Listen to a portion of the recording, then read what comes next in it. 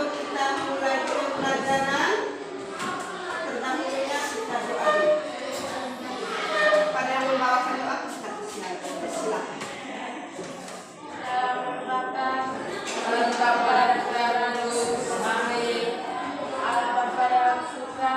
Puji dan syukur kami haturkan kehadiran-Mu, karena atas berkat dan penyertaan-Mu kami semua dapat berkumpul bersama dalam keadaan sehat walafiat. Bapa, sekarang kami hendak memulai kegiatan pembelajaran kami. Berkatlah kami agar dapat mengikuti pelajaran dengan baik. Nama-Mu kami puji dan sepanjang masa. Amin. Dalam nama Bapa, dalam nama terima kasih banyak. Baik, pada hari ini saya siapa yang sudah hadir? Semua. Terima kasih banyak. Yang berikut, siap kirim? Siapa yang bisa buat satu slogan? Satu slogan. Slogan kan kata-kata yang pendek. Kalau begitu, ada yang bisa buat slogan? Siapa yang bisa buat slogan?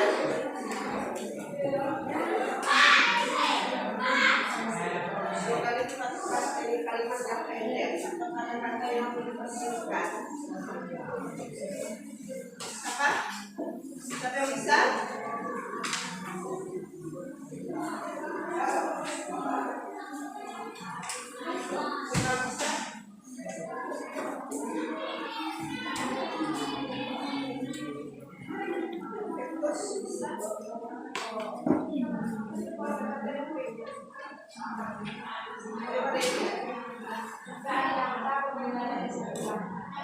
Jutaan langkah bermula dari satu langkah. Ada lagi? Selamatkan bumi dari sampah plastik. Ya, selamatkan bumi dari sampah plastik. Ada lagi? Rajin belajar masa depan gemilang. Rajin belajar masa depan gemilang. Dan itu materi yang lalu. Yang berikut kita maju pada materi yang ini.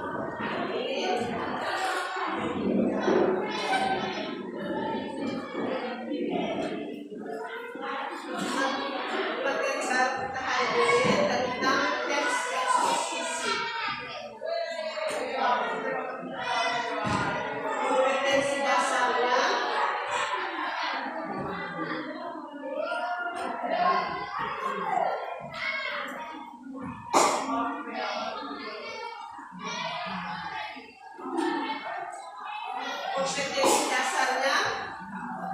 tentang mengidentifikasi struktur, unsur kebahasaan, dan aspek lisan dalam teks eksposisi artikel ilmiah populer.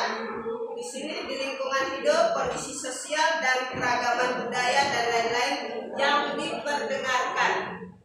Tujuan pembelajarannya adalah peserta didik dapat menentukan teks eksposisi dengan tepat. Jadi, Anda menentukan struktur teks eksposisi. Struktur teks eksposisi itu ada 3. Nah, sebelum kita lanjut pada teks struktur teks eksposisi, kita lihat dulu pengertian teks eksposisi. Kalau pengertiannya itu, teks eksposisi adalah teks yang memaparkan sejumlah pengetahuan atau informasi. Tujuan dari teks eksposisi adalah agar pembaca mendapat informasi dan pengetahuan sejelas-jelasnya.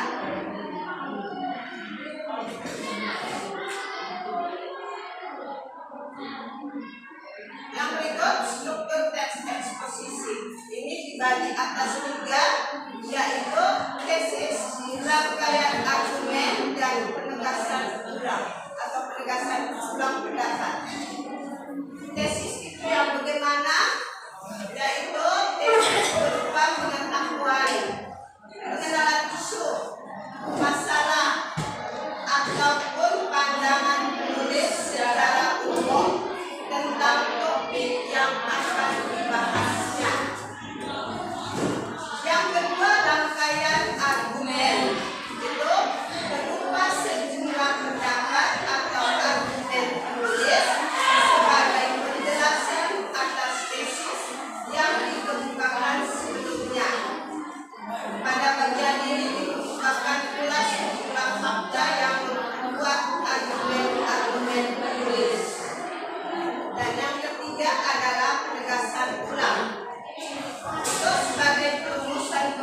secara ringkas atau disebut juga dengan penutup atau simpulan.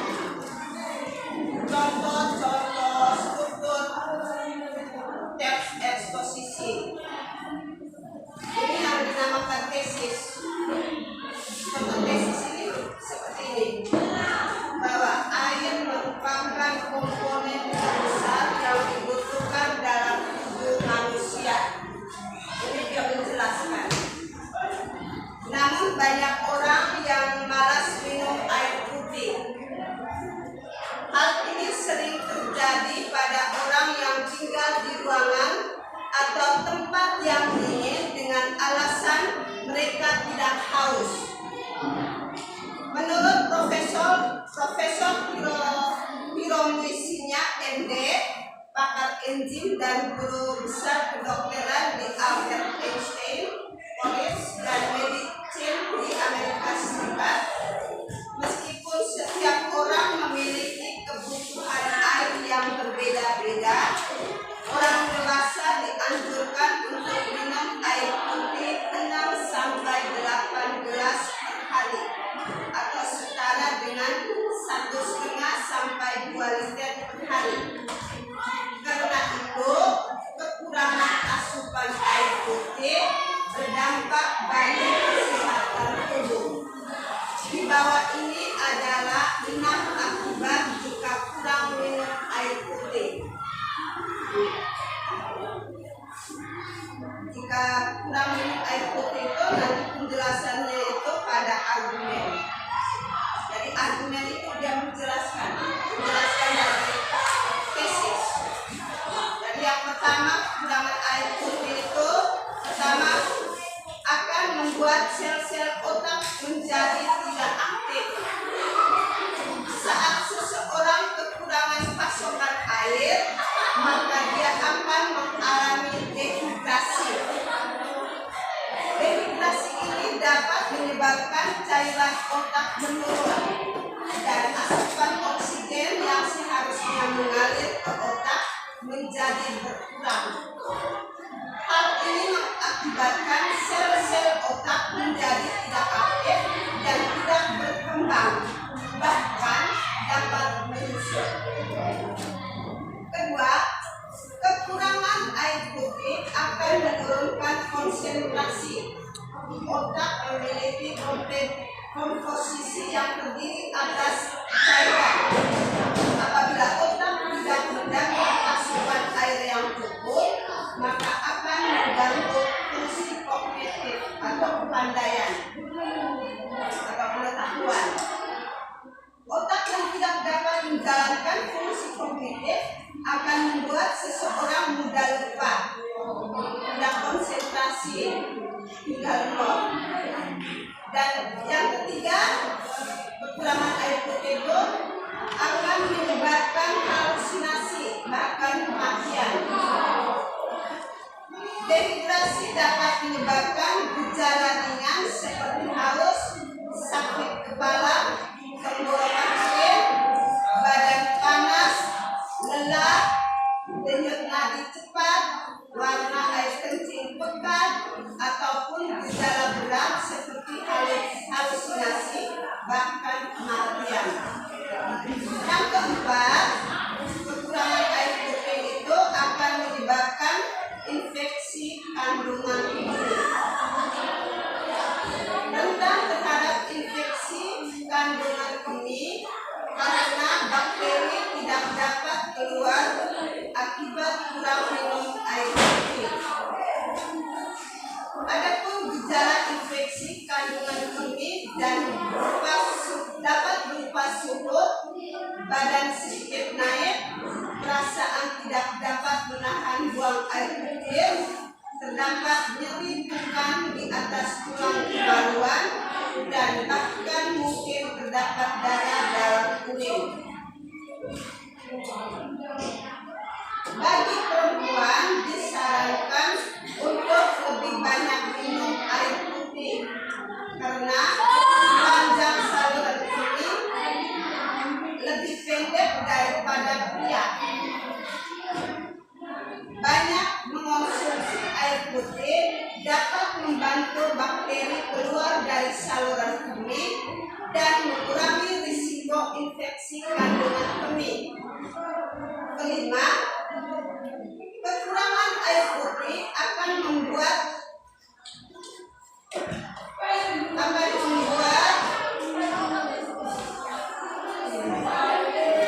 kulit menjadi kusam karena aliran darah kapiler di kulit tidak maksimal. Dan yang keenam, kekurangan air putih akan mengganggu fungsi ginjal. Oleh karena itu, minumlah air putih yang cukup setiap harinya. Hal ini disebabkan karena air membantu mempermudah proses peluruhan komponen membentuk batu ginjal yang pada akhirnya akan keluar bersama urin saat buang air kecil. Dan yang ketiga adalah penegasan tulang. Penegasan tulang ini berisi jangan malas untuk minum air putih. Kita harus memperhatikan kesehatan diri sendiri karena kekurangan air putih dalam tubuh akan menimbulkan penyakit yang telah dijelaskan sebelumnya. Jika kita memenuhi asupan air putih untuk tubuh, yakinlah kita akan terhindar dari penyakit-penyakit tersebut. Dan kita hari ini tentang struktur teks eksposisi. Ada 3 ini. Yang pertama tentang tesis, yang kedua tentang argumentasi, dan yang ketiga tentang penegasan ulang. Bisa paham? Yang penegasan ulang itu berisi kesimpulan dan pesan. Sedangkan yang argumentasi itu dia menguraikan.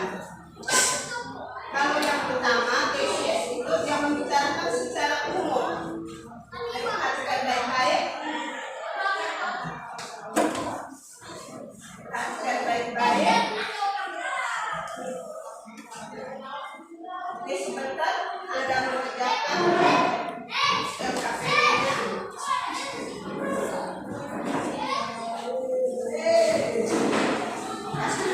Adanya Anda baca.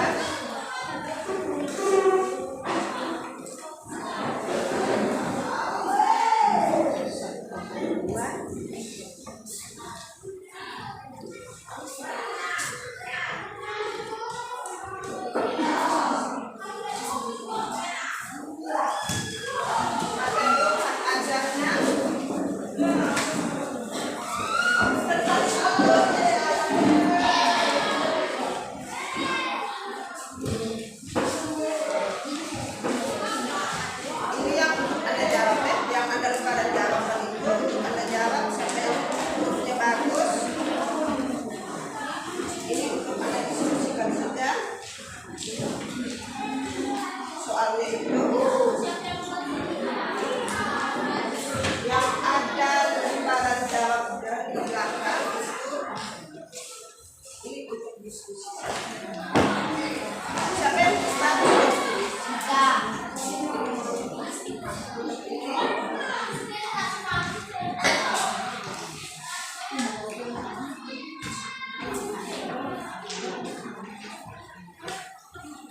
Ini untuk diskusi, ini untuk jawab. Jawaban tadi.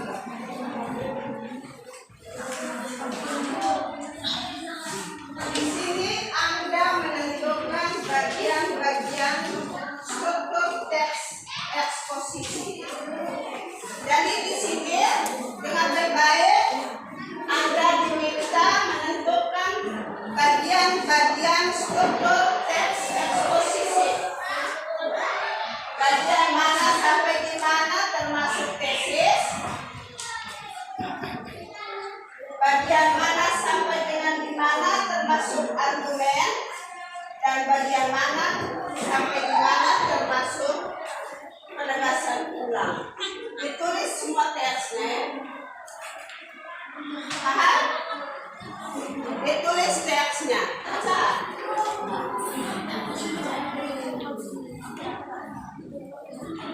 Sudah, baca sudah.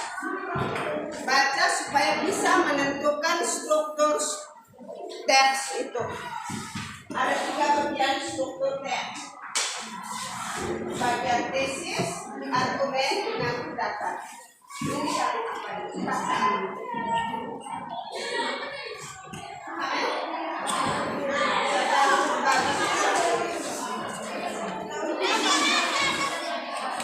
Tulis lengkap teksnya. Sudah? Ada pertanyaan?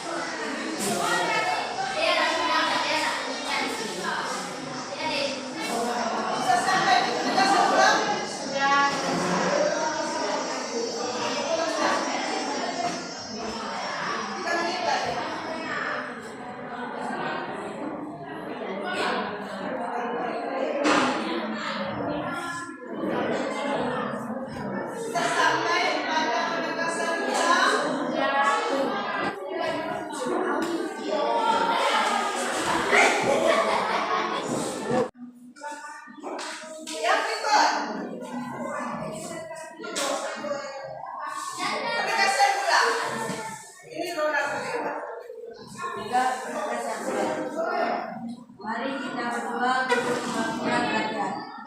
Untuk itu, bekerjalah dengan keras, profesional dan tanggung jawab.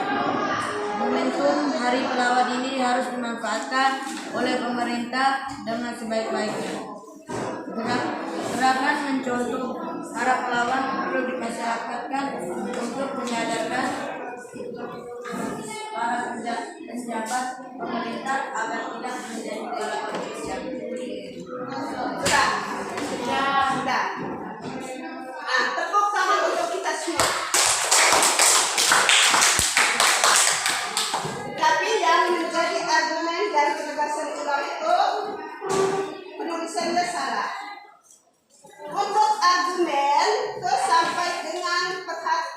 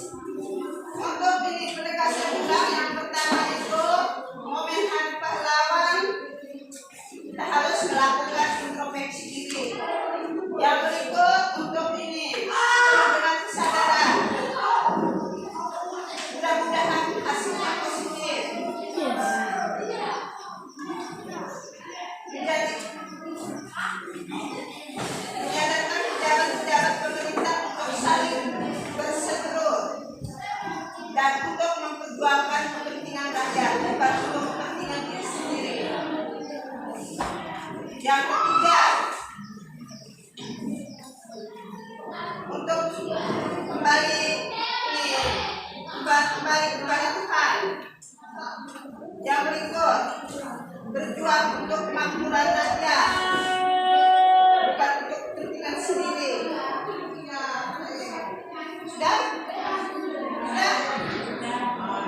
Yang berikut, tensinya dikembalikan. Tadi dikembalikan. Ada terus. Sudah.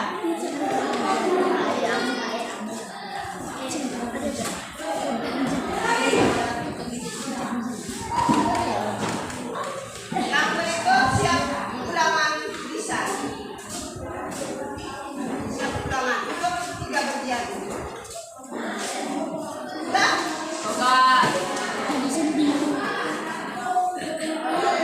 Anda dengarkan teks yang baru tentukan mana yang termasuk ini, apakah teks ini termasuk tesis atau argumen atau penegasan ulang. Sudah? Sudah? Jawab sopan. Sudah? Sudah. Sekarang kita mulai.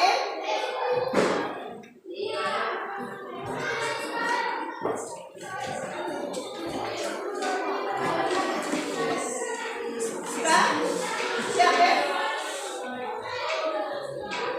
Ini Anda hanya menentukan tesis, argumen, dan pendapat ulang. Dengar teksnya. Ada beberapa keunggulan dari penelitian yang dilakukan itu. Metode penelitian oleh para juri sudah dinilai baik. Kreativitas yang dilakukan tinggi. Di samping itu, idenya juga dianggap orisinal dan hasil penelitiannya mudah diaplikasi. Pada saat penyajian hasil penelitiannya di depan dewan, juri kedua siswa Indonesia ini mendapat pujian. Kutipan teks tersebut termasuk bagian dari struktur titik-titik. Ulang lagi. Ada beberapa keunggulan dari penelitian yang dilakukan itu. Beberapa keunggulan.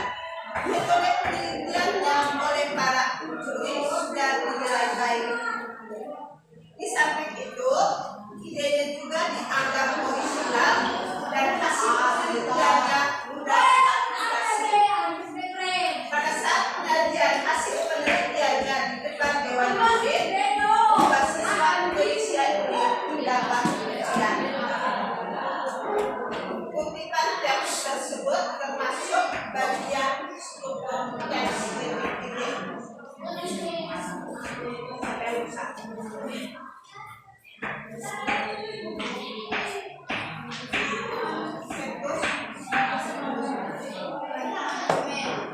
Ya, sampai bisa. Ya, tepuk tangan dulu. Yang kedua, siswa Indonesia sangat berprestasi. Prestasi itu dilakukan dibuktikan oleh siswa Indonesia yang meraih medali pada kategori lingkungan hidup. Prestasi itu diraih diantaranya oleh siswa yang berasal dari sekolah SMA Karisma Bangsa Banten. Penelitian yang mereka lakukan adalah mengelola limbah hewan yang terdapat pada kulit udang dan kepiting yang mengandung bahan antibakteri. Kedua siswa itu secara kreatif memanfaatkan untuk industri garmen.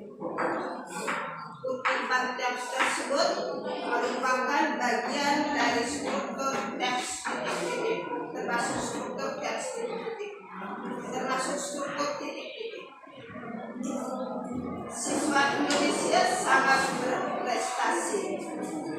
Prestasinya itu telah dibuktikan oleh siswa Indonesia yang meraih medali pada kategori lingkungan hidup.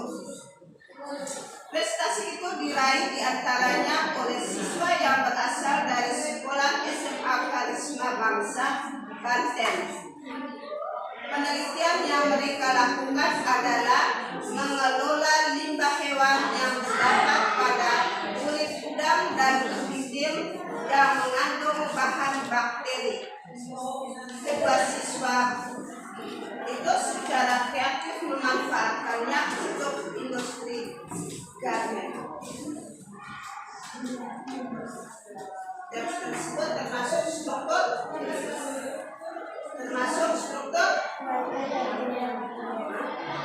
tesis. Yang berikut satu lagi. Sudah, dengar, biar didengar. Habis ini kau yang jawab. Pemerataan pendapat di perusahaan tersebut masih kurang. Ada seorang pekerja yang memiliki gaji yang bisa dikatakan tinggi dan ada pekerja yang gajinya sangat rendah. Sesuai hasil wawancara orang-orang tertentu di dalam perusahaan yang memiliki hubungan darah ataupun pekerja titipan, umumnya akan mendapatkan gaji yang lebih tinggi, padahal posisi di perusahaan tersebut sama atau bahkan lebih rendah dari pekerja lainnya. Setelah tersebut termasuk struktur politik.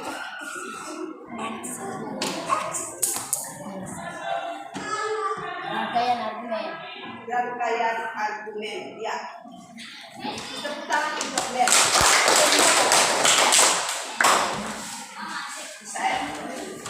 Yang berikut Anda punya tugas adalah tugas untuk besoknya, yaitu Anda membaca buku halaman 64 sampai 66 tentang jenis-jenis paragraf. Besok baru kita. Oke. Mari kita akhiri kegiatan kita dengan berdoa.